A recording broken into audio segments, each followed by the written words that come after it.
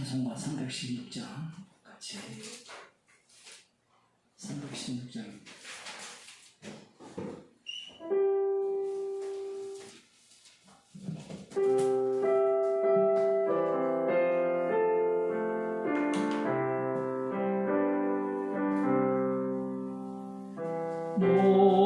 목마른 자들아 다 이리 오라 이곳에 손샘 흐르도다 힘쓰고 애씀이 없을지라도 이 셈에 오면 다 마시겠네. 이 셈에 나는 물강같이 흘러 온천한 왕국에 다 통하네. 빈부나 귀천이 분별이 없이 다 와서 쉬고 또 마시겠네. 신기한 샘물을 마신 자마다 목 다시 가라지 아니하고 속에서 솟아나 생수가 되어 영원히 서산들 풍성하니.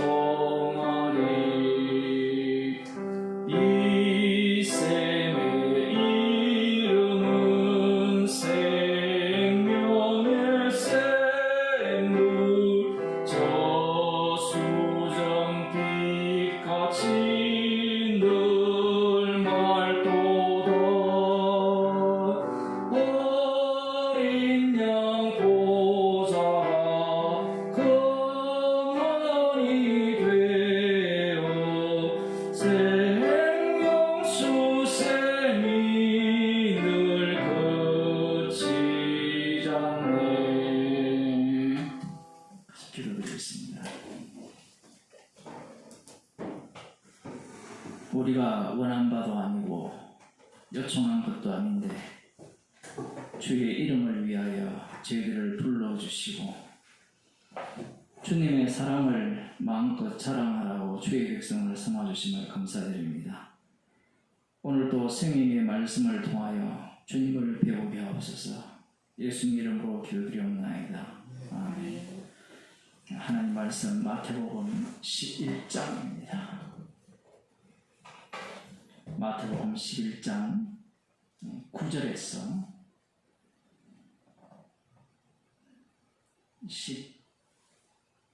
13절까지 한번 같이 읽도록 하겠습니다. 마태복음 11장 9절에서 13절 말씀. 그러면 너희가 어찌하여 나갔더냐? 선지자를 보러 듣냐? 옳다. 내가 너희에게 이르노니 선지자보다 나은 자니라. 기록된 바 보라 내가 내 사자를 네 앞에 보내노니 저가 내 길을 네 앞에 예비하리라 하신 것이 이 사람에 대한 말씀이니라. 내가 진실로 너희에게 말하노니 여자가 낳은 자 중에 세례요한보다 큰 이가 일어남이 없도다. 그러나 천국에서는 극히 작은 자라도 저보다 크니라. 세례요한의 때부터 지금까지 천국은 침노를 당하나니 침노하는 자는 빼앗느니라. 모든 선지자와 및 율법에 예언한 것이 요한까지니. 아멘. 오늘 여기까지 할 수 있을지 모르겠지만 일단 여기까지 읽도록 하겠습니다. 선지자를 보러 나갔더냐? 옳도다. 이렇게 말씀하셨습니다. 이미 이 당시에 유대인들, 이들은 남은 자들이에요. 제가 설교할 때마다 강조를 하는데, 남은 자들이라는 것은 구원받을 자들입니다. 천국에 들어갈 자들이에요. 그건 뭐 자기 마음대로 결정할 수 있느냐라고 하면, 이들은 이미 준비가 되어 있습니다. 어떤 준비가 되어 있느냐라고 하면, 선지자의 말을 들을 준비가 되어 있어요. 그렇다면 자기 조상들은 어떠했는가라고 할 때, 여호와 하나님께서 선지자들을 부지런히 보냈지만 그들은 선지자의 말을 듣지 않았죠.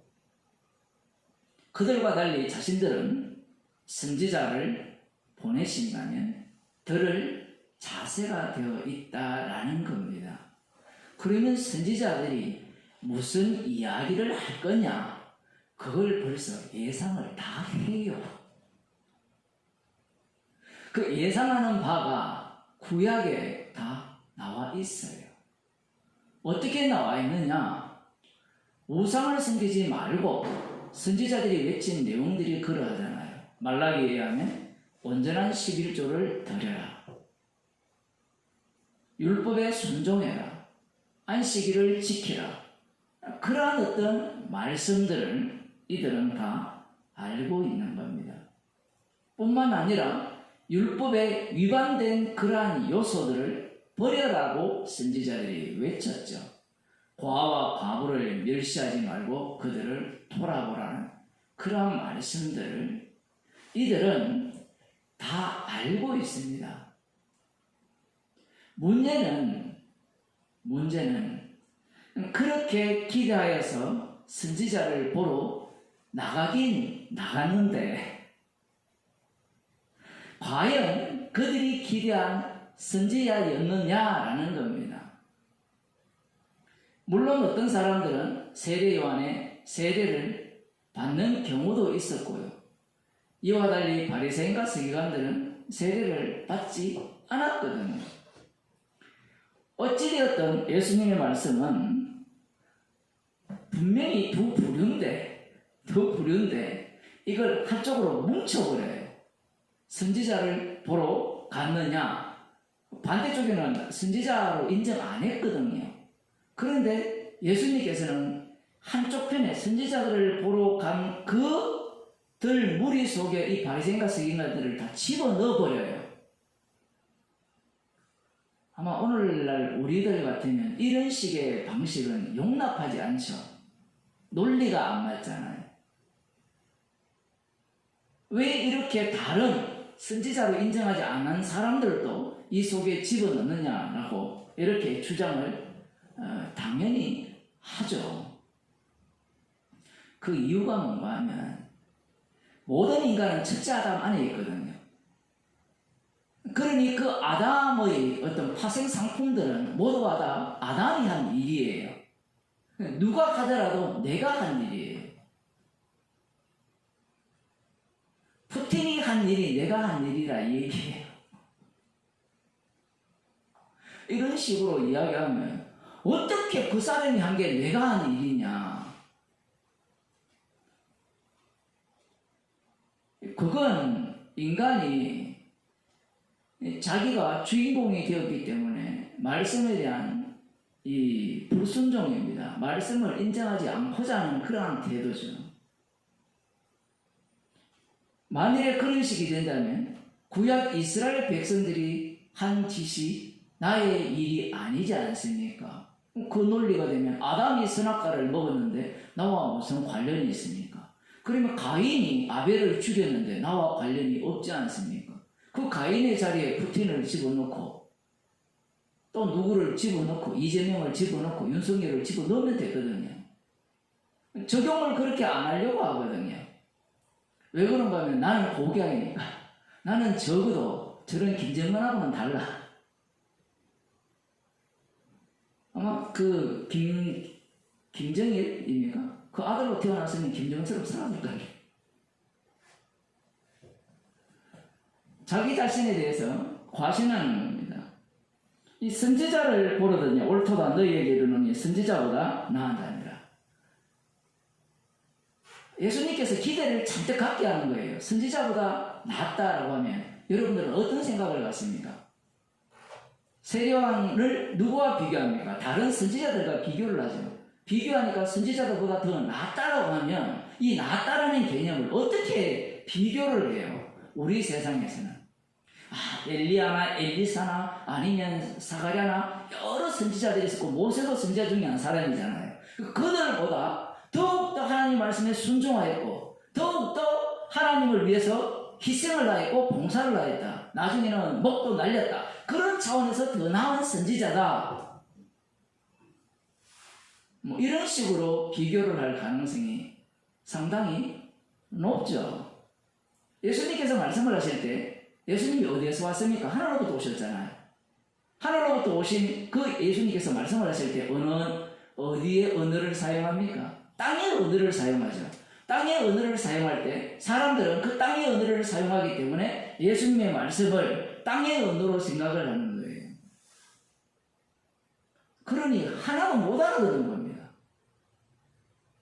제자들도 예수님의 말씀을 못 알아듣죠.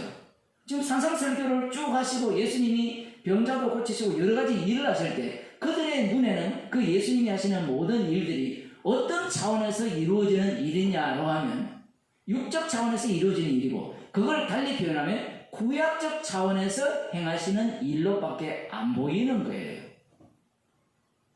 갑자기 구약적 차원? 구약적 차원은 어떤 차원입니까? 그 정도의 차원은 누구도 다 받아들입니까? 바리새인과 세계관도 다 받아들이거든요. 메시아를 기다리는 그들도 다 받아들여요. 문제는 예수님이 오심으로 말미암아 구약이 다 어디로 다 귀속이 돼요. 십자가 안으로 다 귀속이 되어버리죠. 천국으로 다 들어와 버립니다. 그렇게 되면 구약을 해석하는 방법이 전혀 달라져요. 선지자보다 나은 자니라 이렇게 이야기를 할 때 듣는 사람들은 비교를 할 거 아니에요. 세례 요한이 전하는 내용과 그가 한 행위들, 그것과 이전에 있었던 선지자들과 비교를 해보면 세례 요한의 나은 점이 무엇이지? 우리가 생각하기에는 예수님께 세례를 준 것이 낫다 이렇게도 볼 수 있는데 간단하게 말하면 구약의 선지자들을 차곡차곡 쌓으면 마지막 그 끝자리에 세례 요한이 있다고 보시면 돼요. 이들 전체가 누구를 증거했느냐라고 하면 예수님을 증거했거든요. 그런 차원에서 선지자보다 낫다 이렇게 예수님께서 말씀하신다라고 볼 수 있습니다. 조금 더 가까이에 설명하면 그 예수님의 죽으심을 가장 가까이에서 증거한다 이렇게도 볼 수 있고요. 이 뒤에 보면 율법과 선지자의 뒤에 율법과 선지자와 율법에 예언하는 것이 요한까지니 이런 표현이 또 나오거든요. 그리고 여자가 낳은 자 중에 세례 요한보다 큰 이가 일어남이 없다 이런 표현도 나오고 이런 것들이 거의 비슷한 내용으로 말씀하고 있습니다. 이 중요한 것은 10절입니다. 기록된 바 보라 내가 내 사자를 네 앞에 보내노니 저가 내 길을 네 앞에 예비하리라 하신 것이 이 사람에 대한 말씀이니라. 이 말씀은 말라기 3장 1절 말씀을 인용한 말씀이에요. 이 말씀이 왜 중요하냐? 산상설교에서 우리가 볼 때 예수님께서 이 말씀의 주인공 자리에 자기를 집어넣었거든요. 자기를. 우리는 그걸 볼 때 그걸 별거 아니라 누구든지 나를 인하여 미움을 받고 핍박을 받는 자는 복이 있나리 라는 말씀이 신약시대의 사람들은 별거 아닌 것처럼 들리는데 구약은 모든 선지자들이 누구 때문에 핍박받았어요? 여호와 하나님 때문에 핍박을 받았거든요. 그런데 그 선지자들이 핍박받은 것들이 다 누구 때문에 받았다라고 바꿔치기 해버립니까? 예수님 때문에 핍박을 받았다 라고 바꿔치기를 했거든요. 근데 그렇게 이야기를 해도 무슨 말인지 못 알아들어요. 그거 알아들었지 않습니까? 오늘날 교회를 보세요. 그렇게 말씀을 하셔도 모두가 다 누구를 섬깁니까? 하나님을 섬기죠. 여호와를 경외하고 하나님만 섬겨야 된다. 하나님을 믿어야 된다. 그렇게 가르치잖아요. 정말 희한하죠. 귀가 다쳤고 소경인 거예요. 소경. 성경을 읽어도.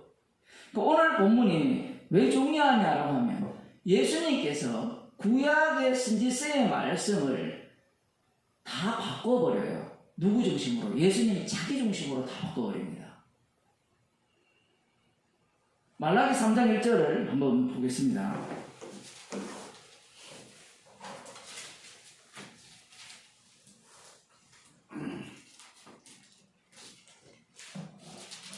만군의 여호와가 이르노라. 주어가 만군의 여호와입니다. 구약성경 1329쪽. 보라, 내가 내 사자를, 여기서 내가는 만군의 여호와죠.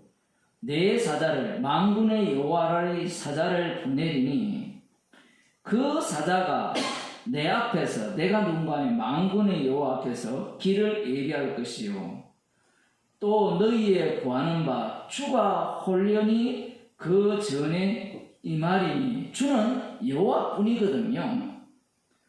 너희의 사모하는 바 언약의 사자가 임할 것이라. 주가 임한다는 거예요. 이렇게 말씀을 하시면 여호와께서 친히 오신다라고 해석을 못해요. 누가? 유대인들이. 여호와를 보면 다 죽게 되어 있거든요. 그럼 언약의 사자라는 것은 구약에 에스겔에서 이야기하면 다윗으로 오시는 목자, 이렇게 이해할 수 있고, 아니면 다니엘서에 의한 구름 타고 오시는 인자, 하나님이 직접 오신다라는 생각은 이들은 갖지를 못합니다. 여기서 이렇게 지금 예언이 되어 있거든요. 누가 오신다고 했어요? 그가 내 앞에서 길을 예비할 것이요, 또 너희의 구하는 바 주가 홀연히 그 전에 임하리니. 이 주가 누구냐? 지금 여기에서는 만군의 여호와거든요. 지금 우리가 이미 방금 마태복음 11장을 알고 있기 때문에 이 본문을 해석할 때 앞서가서 해석을 하게 되면 문제가 발생을 합니다.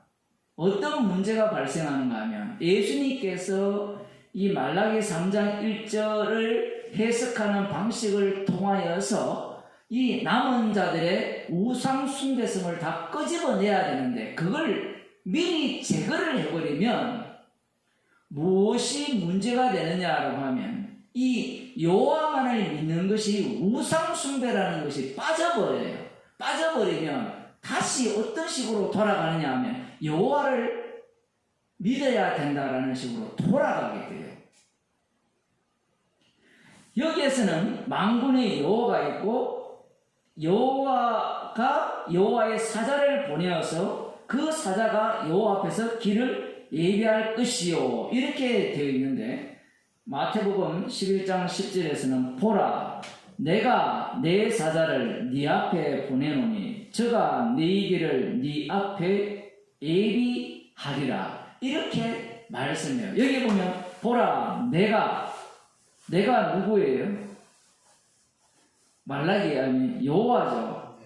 그 다음 여호와 내 사자를 들으면 여호와의 사자를, 그 다음 네 앞에 보내리니, 네가 누굽니까? 여기 네라는 게 없거든요. 여기 보면 내 앞에 보낸다 했거든요. 여호와 앞에. 너라는 대상이 없어요. 너 앞에 보내오니 저가 네 길을 네 앞에 예비하리라. 분명히 내 길을 예비하기 위해서 나의 사자를 내 앞에 보낸다라고 말씀을 하셨거든요. 그런데 예수님께서 이 말라기 3장에서 예언한 이 말씀을 누구 중심으로 다 바꿔버리냐라고 할 때는 예수님 중심으로 다 바꿔버려요. 지금 왜 예수님 중심이냐라고 하면, 여호와는 눈에 보입니까? 안 보입니까? 안 보이죠. 그런데 예수님은 보이잖아요. 보이면 이 예수님 중심으로 이 모든 말씀이 해석이 되는 거예요. 이거 요한복음에서 다 얘기된 겁니다. 마태복음은 다르게 지금 설명되고 있는데 나를 본 자는 아버지를 봤다라는 거예요. 이 말라기에 의하면 하나님의 아들이 있어요, 없어요? 없죠. 이게 중요해요. 그런데 주석들을 보면 아예 말라기 3장을 해석을 할 때 삼위일체로 해석을 해버립니다. 여기에 아버지가 있고 아들이 있었다 이렇게 이야기를 해요. 그렇게 되면 무엇이 문제가 돼요? 여호와가 우상이라는 것이 빠져버려요. 빠져버리니까 오늘날 신학 자체가 예수님을 믿고 어디로 가야 돼요? 아버지 보좌로 나가야 되고 아버지께 영광을 돌린다 이렇게 돼요. 그래서 신학 자체가 십자가 지신 주님 중심이 아니라 십자가를 통과해서 하나님을 믿자가 되는 거예요. 그래서 오늘날 많은 이단들이 다 하나님의 교회라고 칭하잖아요. 그게 먹히는 이유가 인간 자신이 하나님과 같이 되고자 하는 욕망이 가득한 상태에서 성경에도 하나님 중심으로 설명을 하고 있고 교회에서도 하나님 중심으로 설교해 왔거든요. 2000년 기독교가 그렇게 설교를 해 왔어요. 십자가도 이야기하고 예수님도 이야기를 하지만 마지막 자리는 다 하나님께 영광이에요. 지금 예수님께서는 이 말라기 3장 1절에 나오는 말씀을 자기 중심으로 해석하면서 보라 내가 내 사자를 하나님의 사자를 여호와죠. 그러면 이 하나님은 누구의 하나님이냐 나중에 나옵니다. 예수님의 아버지죠. 그 아버지의 사자를 예수님 앞에 보내노니 저가 네 길을 예수님의 길을 네 앞에 예비하리라 하신 것이 이 사람에 대한 말씀이니라. 이렇게 말라기 3장 1절을 해석하는 순간 구약 전체 해석법이 다 바뀌어버려요. 언약의 사자, 이 언약의 사자가 주가 되거든요. 말라기에 의하면 주를 보낸다 했거든요. 그럼 주가 어떻게 됩니까? 십자가에 못 박혀 죽으시고 3일 만에 부활하셔서 주가 되시는 거예요. 이렇게 해석이 되어지면 창세기부터 말라기까지 모든 구약에 해석하는 방식이 십자가 지신 예수 그리스도 중심으로 해석을 해야 된다는 말씀이에요. 이게 말이 되느냐 얘기입니다. 우리들이야 믿어지기 때문에 이걸 아멘으로 봤지만 유대인들 입장에서 예수님께서 해석하시는 이 해석법은 도저히 받아들일 수 없는 해석법이죠. 그러면 손들고 이야기할 거 아닙니까? 그러면 구약은 엉터리냐 말입니까? 구약은 엉터리란 말입니까? 예수님의 이 해석법에 의해서 구약이 재해석이 되잖아요. 이 해석이 아닌 그냥 말라기 3장 1절에 그 말씀대로 여호와께서 여호와의 사자를 보내서 그 사자가 여호와 앞에서 길을 예비할 것이요 이걸 믿으면 안 됩니까? 라고 이야기를 하고 있고 이걸 믿고 있거든요. 그럼 이걸 믿고 있는 그들은 뭐가 되느냐 얘기예요. 뻔하죠. 이걸 믿고 메시아를 기다리는 자들은 예수님을 십자가에 못 박아 죽여버립니다.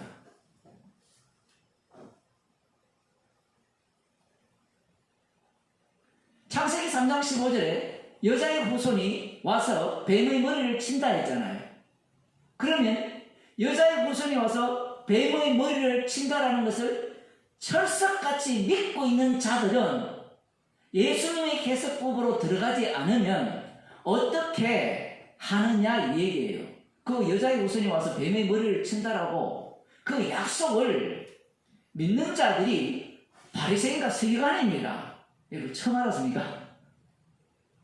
목사들이 웃긴 게 창세기 3장 15절을 마치 자기들이 아는 양, 자기들만 믿는 양 그렇게 생각을 해요.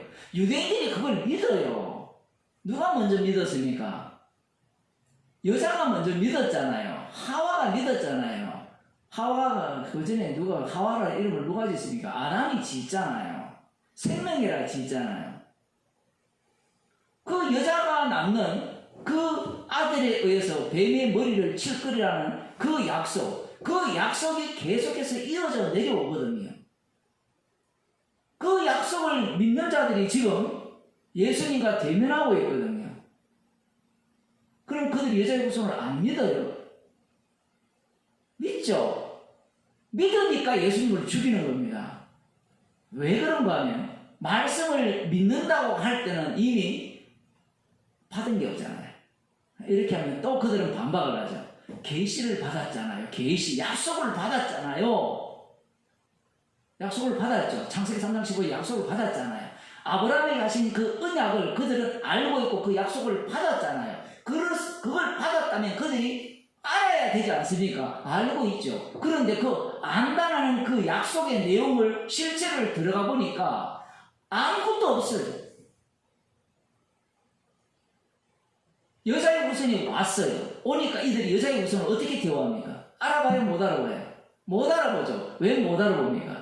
이미 그들은 여자의 후손이 올 것이라 했을 때 그 약속을 믿는 순간 그 여자의 후손 이미지가 머릿속에 다 그려져 있어요. 무엇을 바탕으로? 구약 역사를 바탕으로 해서 여자의 후손이 오시면 다윗 왕과 같은 일을 우리 가운데 펼쳐낼 것이다.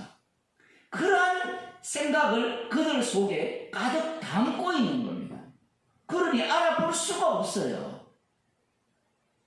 아니 그러면 손들고 하나님께서 그렇게 오신다고 했지 않습니까? 인자가 구름 타고 오신다고 하셨고 목자로 오신다고 하셨고 목자가 와서 양과 염소를 가른다고 하셨고 양과 살찐 양을 이렇게 나눈다고도 하셨고 그걸 다 믿어요. 그가 오기 전에 뒤에도 나오지만 엘리야를 보낸다라고 하셨고 3장 1절에는 지금 여호와 앞에 나의 사자를 보낼 거라고 약속을 하셨고 이걸 안 믿는 자들이 아니에요. 완벽하게 믿는 자들입니다. 그 믿는 자들 앞에 예수님이 등장한 거예요. 지금 이 이유가 뭔가 하면요. 이 이방인들도 마찬가지예요. 이방인들이 무라고 생각하면 안 돼요. 백지가 아니에요.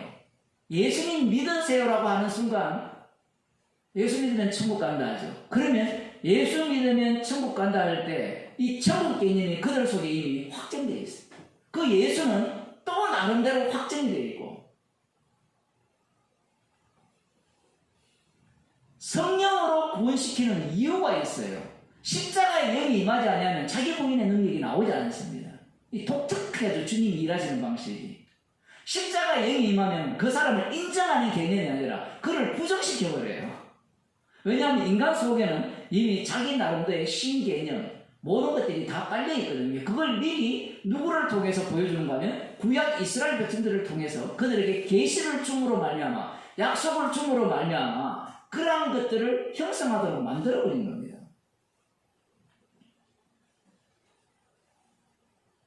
예수님께서는 이 구약의 이 선지서의 이 말씀, 말라기뿐만 아니라 모든 말씀을 누구에 대해서 전한다 합니까? 요한복음 5장에 보면 내게 대해서 전한다. 내가 주인공이라는 거죠. 여기서 또 더 들어가야 돼요. 왜냐하면 하도 사람들이 예수 그리스도 중심이라는 말을 많이 하거든요. 그러면 예수 그리스도라고 해버리면 또 인간은 나를 위한 예수를 다 바꿔버렸어요.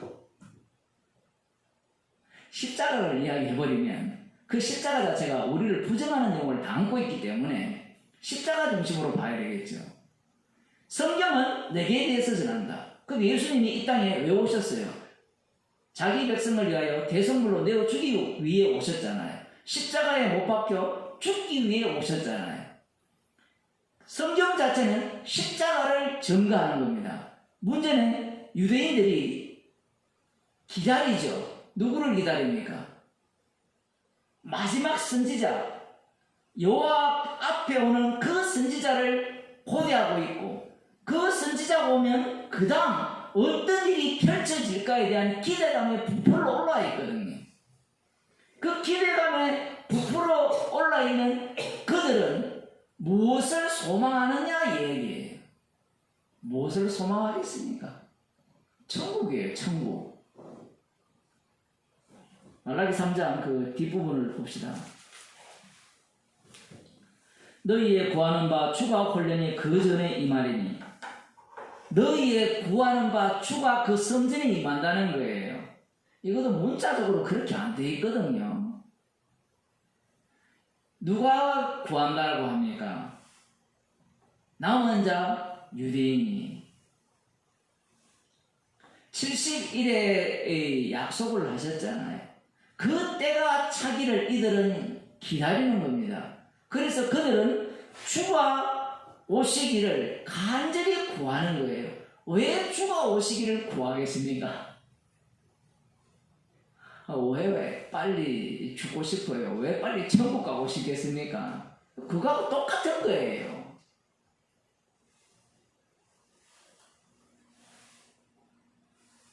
그들이 주님을 왜 구합니까? 지금 예수님 당시에 가난한 자들이 예수님께서 여러 가지 기적과 표적을 보여주니까 그들 입장에서도 표적이죠. 예수님 입장에서 표적인데 메시아의 증거를 보여주니까 그들이 예수님을 따라 나서잖아요. 메시아라고. 그들은 그러한 분을 구하고 있었던 겁니다.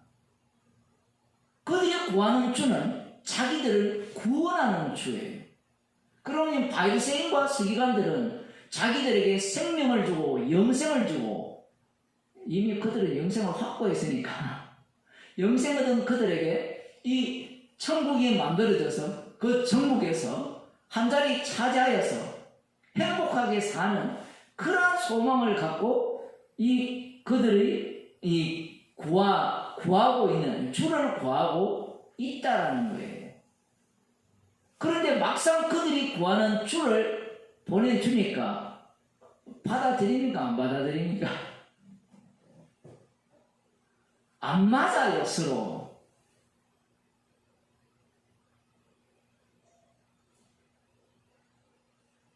왜 안 맞느냐 얘기입니까? 얘기입니까? 이게 하나님께서 이스라엘을 불러서 선지자들을 통해서 약속을 주신 그 이유가 모두가 다 저주 아래 가두게 하기 위함인데, 그들의 입장에서는 자기들을 살리기 위해서 이스라엘을 만드시고 율법을 주시고 성막을 주시고 선지자를 주셔서 돌아오라고 외쳤다라고 생각을 하는 거예요.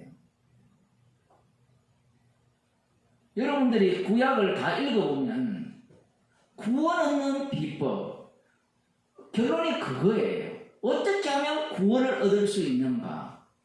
거기에 대한 비법을 찾을 수 있지, 예수님을 소개한다라고는 꿈에도 생각을 못해요. 태초에 하나님이 천지를 창조하시니라, 이게 십자가 지신 예수님의 주되심을 증거하는 것이라 누가 그렇게 생각을 하겠습니까?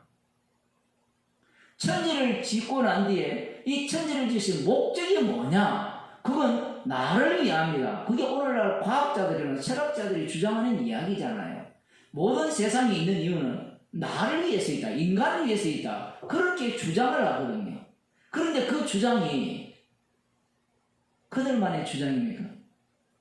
유대인들은 집단적으로 자기들을 위한 하나님이라고 주장하잖아요.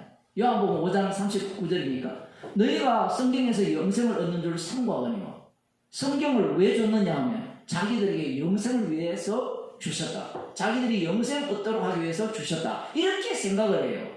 그러면 성경을 주신 목적은 누구를 위함이에요? 자기들을 위함이에요. 그러면 성경 안에 뭐가 들어있습니까? 천지창조가 들어있죠. 천지창조를 왜 하셨느냐? 자기들의 영생을 위해서. 우주를 왜 주셨느냐? 자기들의 영생을 위해서. 약속을 왜 주셨느냐? 아브라함에게 약속을 왜 주셨느냐? 자기들의 영생을 위해 주셨다라고 생각을 하는 겁니다. 지금 레이기 설교가 거의 끝나가는데 레위기에서 정말 놀라운 사실은 성막 중심이잖아요. 흔히 뭐 5대 제사법에 7대 절기라 이렇게 나오는데, 제사법이 있고 성막이 세워졌으면 성막에서 제사를 지내서 죄용서 받는 일이 한 건이라도 있어야 되는 거 아닌가요? 제가 레위기를 잘 못 읽어서 그런지 모르겠지만 성막에서 제사드려서 죄용서 받아서 산 인물이 하나도 없어요. 정말 희한하죠. 여러분들도 교회 오래 다녔잖아요. 그 레위기 다 많이 들어봤잖아요. 레위기에 제사법이 있다라는 이야기 다 들어보셨잖아요. 그 제사법은 죄용서하는 법이라는 걸 다 알죠. 희생제물을 통해서 죄용서 받는 거 맞죠? 그러면 거기에 한 건이라도 이 제사를 드려서 죄가 용서 받았다, 그래서 살았다, 죽을 자가 살았다, 저주받았다가 축복을 받았다, 이런 내용이 들어 있어야 되는데 그런 게 없어요. 오히려 성막이 있음에도 불구하고 제사장 둘이가 죽었죠. 나답과 아비후가 하나님께서 명하시지 않는 불로 향을 올려드리다가 불사가 죽임을 당했어요. 우리 같으면 성막의 성막다움을 보여주려면 죽이려 하다가, 모세를 죽이려 하다가 하려 하니까 살렸잖아요. 그런 식으로 속죄 제물을 드려서 살려서 이 성막이라는 게 어떠한 건지 알려느냐, 바로 이런 거야 보여주면 사람들이 얼마나 신나겠습니까? 아니면 25장입니까? 24장입니까? 거기에 보면 하나님을 저주하잖아요. 저 아버지는 애굽 사람이고 엄마는 이스라엘 사람인데, 이 이스라엘 사람과 싸우다가 하나님을 저주하고 신성 모독을 할 때 하나님께서 죄 없다 하지 않는다 했거든요. 십계명에 보면. 그럼 이 사람을 어떻게 처벌하겠습니까? 그러면 죄 없다 하지 않고 죄가 있으니까 죄 용서하는 법을 주셨잖아요. 그러면 우리 같으면 어떻게 하면 좋겠습니까?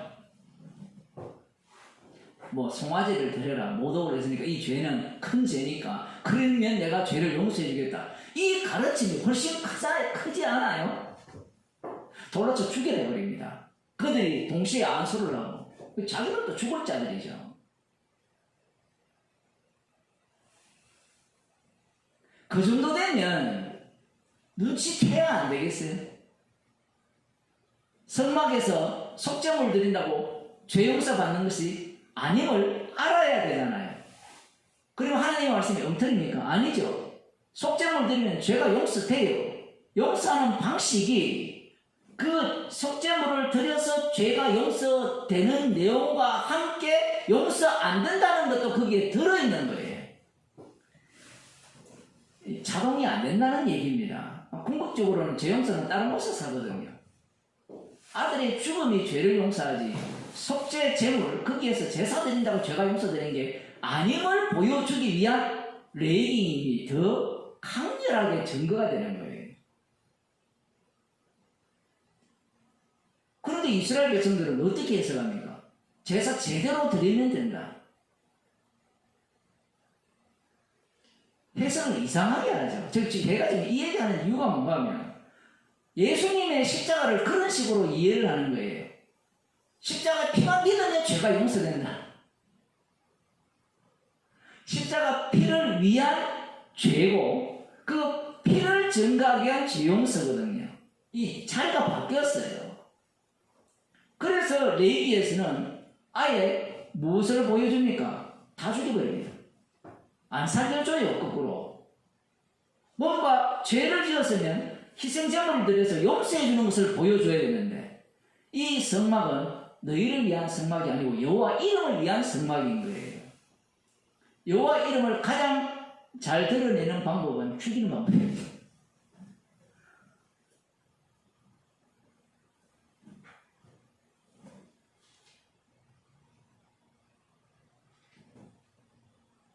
유대인들이 구약을 해석하는 방식은 나 중심이에요. 그런데 정말 놀라운 것은 그 나 중심에 예수님이 오셔서 예수님이 또 나 중심으로 해석을 해버려요. 그러면 유대인들이 이걸 받아들이겠습니까? 네가 뭔데 이렇게 나오죠.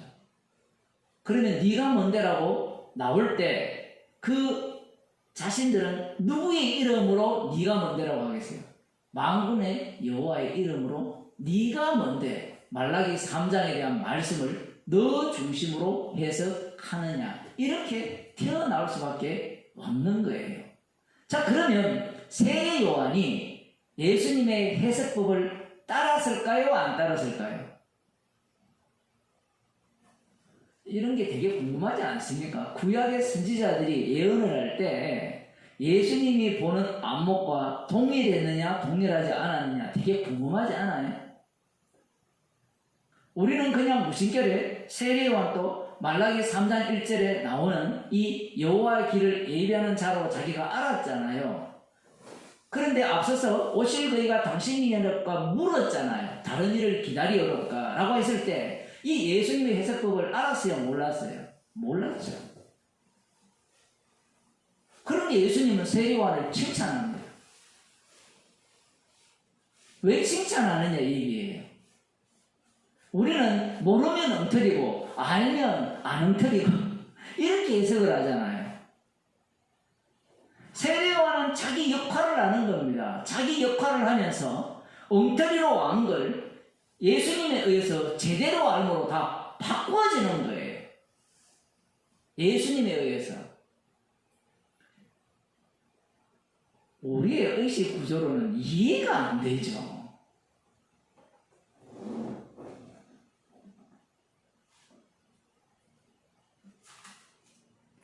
모세가 예수님을 증거했다. 구약 성경 아무리 뒤져도 안 나오거든요. 그게 안 나와요. 나와 같은 선지자 하나를 세울 거다. 그 선지자가 예수라고 이야기하지 않아요. 유대인들이 바보입니까? 얼마나 똑똑해요. 그런데 그러한 말씀들이 예수님이다라고 생각하지 못하는 겁니다. 세례요한도 마찬가지죠. 세례요한도 말라기 3장 1절을 해석을 하면서 이렇게 하나님이 이 두 분으로 분화가 되는 걸 예상을 했겠습니까? 꿈에도 생각을 못하죠. 왜냐하면 하나님은 한 분뿐이에요. 그런데 예수님께서는 여기에서 하나님을 둘로 나눠버립니다. 충격적이지 않아요? 요한복음과 약간 다르죠.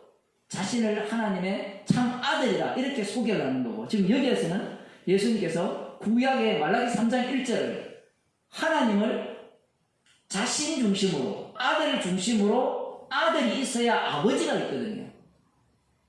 아버지가 먼저냐 아들이 먼저냐 이 논리를 인간들 입장에서는 아버지가 먼저고 그 다음 아들이잖아요. 그런데 아버지가 먼저고 아들이면 이 아버지는 다 우상이에요. 그런데 예수님께서는 자신을 중심으로 해서 아들 중심으로 해서 아버지를 제대로 소개하고 있는 겁니다. 누가 이걸 받아들이겠습니까? 보라 내가 내 사자를 네 앞에 보내리니. 너가 누구예요? 언약의 사자죠.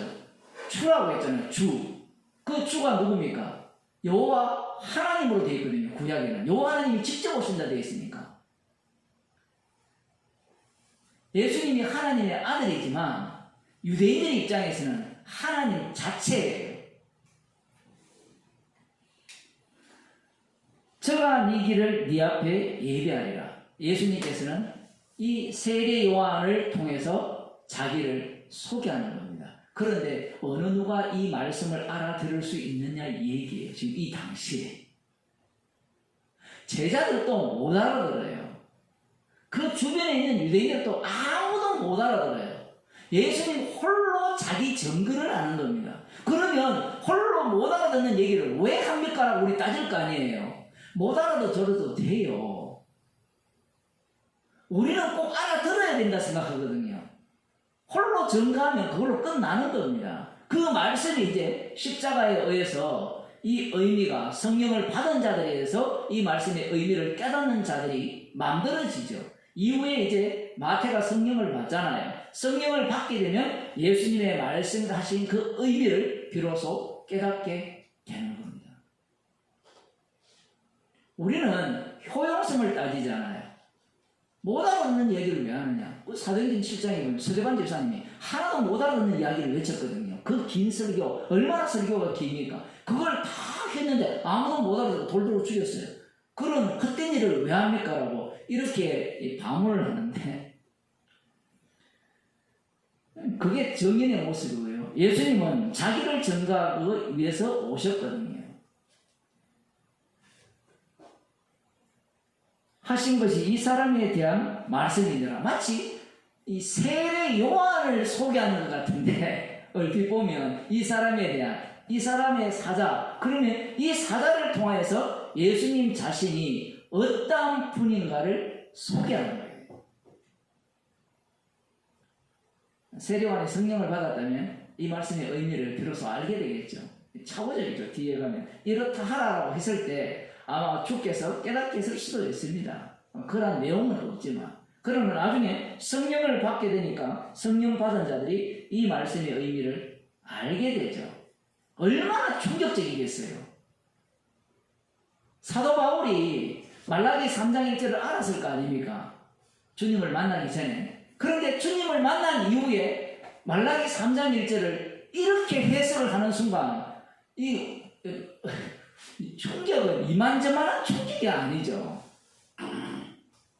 자기가 믿은 여호와가 우상이 되어버려요.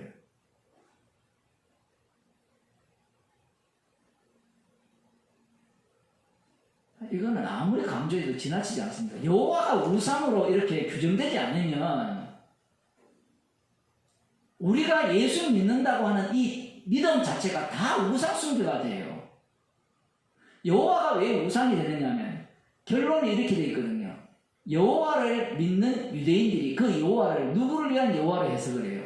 나를 위한 여호와로 해석을 하는 겁니다. 지난번에도 제가 그런 말씀을 드린 것 같은데, 찾아오신 하나님은 거절하거든요. 왜 거절하는 거냐? 내 마음에 안 들기 때문에 그래요. 희한해요. 이스라엘 백성들에게 찾아오셔서 언약을 주시고 말씀을 주시면 우리 같으면 들을 거라 예상하는데 거절하죠. 그런데 나중에 그들이 얻어 터지잖아요. 레위기설교할 때 그런 얘기했는데, 약속의 땅을 준 이후에 그들이 불순종하니까 그들이 바벨론 포로로 잡혀가고 땅을 잃어버리니까 그 다음 어떻게 합니까? 하나님을 찾죠. 왜 찾습니까? 목적이 도움이 되니까 찾죠. 그게 여호와예요. 자기들이 찾은 하나님은 우상이 돼요. 그래서 아까 목마른 자들은 찬송가를 불렀지만 찾지도 않았는데, 애쓰지도 않았는데 우리에게 주시는 그 사랑, 그 사랑만이, 그 찾아오신 그분만이 참된 신이 돼요. 왜냐하면 내가 찾은 신은 다 나에게 필요하고 도움이 되고 유익하기 때문에 그렇습니다. 그게 우상이거든요. 그런데 찾아오신 예수님은 나에게 전혀 도움이 안 돼요. 내가 유익한 것을 다 해로 여기게 만들어요. 이 표현이 진짜 이상한 표현 아닙니까?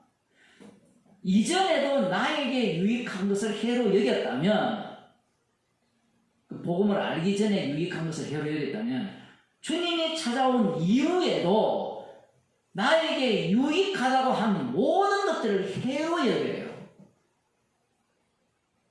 어떤 것도 그러한 것들이 유익하지 않다라는 얘기입니다. 근데 우리는 유익하지 않으면 안 취하잖아요. 십자가를 위해서는 모든 것이 해롭게 여겨진다라는 얘기예요. 나의 기도, 전도, 봉사, 그 어떤 것도 해롭게 여겨야 돼요. 참 아멘이 안 되죠. 교회에 이렇게 말씀 들으러 이 귀한 시간에 오신 것, 이 화면으로 들어오신 것도 해롭게 여겨야 돼요. 이걸 만일에 해롭지 않고 유익하게 여긴다면 십자가를 날려버리는 겁니다.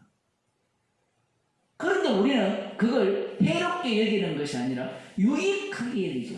야, 내가 10년 동안 복음을 전했는데 내가 어떤 어려움이 있더라도 이 복음을 꺾지 않고 20년 동안 이 복음을 정말 사수하면서 전했는데 이게 얼마나 귀하고 유익하냐, 소중하냐. 십자가를 헛되게 하는 거거든요. 그런데 우상은 어때요? 우상은 믿으면 믿을수록 나한테 더 유익하고 도움이 되고 나를 헛되지 않게 만들죠. 정말 재밌는 것은 이런 겁니다. 말라기에 온전한 11조를 하라 하거든요. 개판이란 말입니다. 11조를 안 하거든요. 그럼 이 당시에, 예수님 당시에 이 선지자를 기다리면서, 엘리야를 기다리면서 이 언약의 사자를 기다리는 그들은 열심히 11조를 해요. 11조가 하는 것이 손해잖아요. 손해 맞잖아요. 그런데 그 손해되는 것을 함으로 말미암아 나에게 더 큰 축복이 온다라는 그 노력수를 갖고 11조를 합니다. 그럼 그들이 기다리는 구원의 주는 어떤 주여야 하느냐? 내가 했으니까 주시는 주예요. 그러한 주를 이들은 기다리고 있다라는 사실입니다. 그럼 오늘날 예수 믿으면 구원 얻습니다. 이건 어때요? 내가 예수를 믿었으니까 주님이 나를 구원해 주시겠지요. 이 논리예요. 그 다음 예수 믿으니까 구원 얻는다. 그 다음 다른 것도 마찬가지죠. 예수님께 내가 기도하면 응답을 받는다. 다 그런 논리예요. 그런데 그러한 논리를 누가 다 갖고 있었는가 하면 유대인들이 다 갖고 있었어요. 바리새인과 서기관들이. 내가 영생을 얻으려면 무엇을 하여야 영생을 얻겠습니까? 아직도 무엇이 부족합니까? 계속해서 자기들이 무엇을 함으로 말미암아 영생을 얻을 수 있고 천국 갈 수 있다라는 그러한 논리를 그들은 무장하고 있었다라는 이야기예요. 성경을 제대로 보면 오늘날 종교생활이 모두가 다 유대교입니다. 그러면 유대교에서 벗어날 방법이 있느냐? 없어요. 주님이 찾아오시지 않으면 거기에서 벗어날 방법이 없습니다.